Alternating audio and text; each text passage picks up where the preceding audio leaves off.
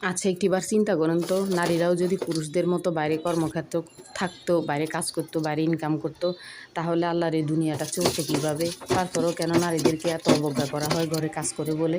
পুরুষরা বাইরে কাজ করে সেটা তাদের জন্য সম্মানের, নারীরা কাজ করে সেটা তাদের জন্য অসম্মানের। কিন্তু এখানে অনেকটা ডিসক্রিমিনেশন থাকে। পুরুষদের সম্মান তোলা নারীদের কোনো সম্মানে নাই, তাই না? তার এই জন্যই কিন্তু আমরা নারীদের বারবার মনে আসে বাইরে কাজ করার কথা, টাকার কথা, আত্মসম্মানের কথা। যেটা পায় না মানুষ সেটার জন্য আফসোস থাকে, তাই না?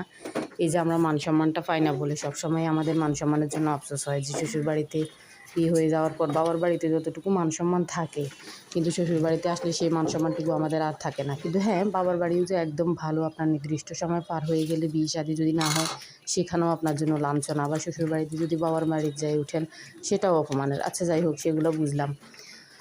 আসসালামু আলাইকুম। কেমন আছেন সবাই? আশা করি সবাই আল্লাহ তাআলার রহমতে ভালো আছেন। আসলে দেখেন, কথা এমনি ভালোই বলতে পারি, ফটর ফটর লটর ফটর, কিন্তু যখনই ভয়েস দিতে আসি একদম মনে হয় যেন রীতিমতো যুদ্ধ। নিঃশ্বাসের সমস্যা, গলায় সমস্যা, কার কার এরকম আমার মতো ভয়েস দিতে গেলে হাজারো সমস্যা হয় একটু কমেন্টে জানাবেন। আসলে আপনারা যদি কমেন্ট করেন ভালো খারাপ, তাহলে কিন্তু কাজ করার ইন্সপিরেশনটা আসে। আচ্ছা, কে আছেন আমার মতো যে পড়াশোনা করে চাকরি পান নাই, ফেসবুকে আসছেন কাজ করার জন্য, এখানেও কাজ পাচ্ছেন না বা কাজ করতে পারছেন না বা চাকরি পাচ্ছেন না, একটু জানাবেন তো। যাই হোক, একটু মজা করলাম। যেটা বলতেছিলাম, আসলে পৃথিবীতে যে যাই বলুক, দিন শেষে কিন্তু নারীরাই কষ্ট বেশি, আবার অসম্মানও বেশি। এর মূল কারণ হিসেবে আমরা যেটা দেখতে পাই সেটা হলো এক নারী কিন্তু আরেক নারীর কষ্টের কারণ। আপনি একটু খেয়াল করলে দেখবেন, দেখেন একটা শ্বশুরবাড়িতে পুরুষ মানুষরা যে পরিমাণ জ্বালায় না, কিন্তু নারীরা সে পরিমাণ জ্বালায়।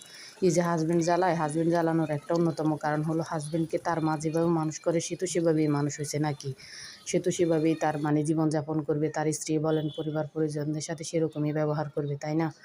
যাই হোক, যারা কষ্ট করে আমার কথাগুলো শুনছিলেন অসংখ্য ধন্যবাদ।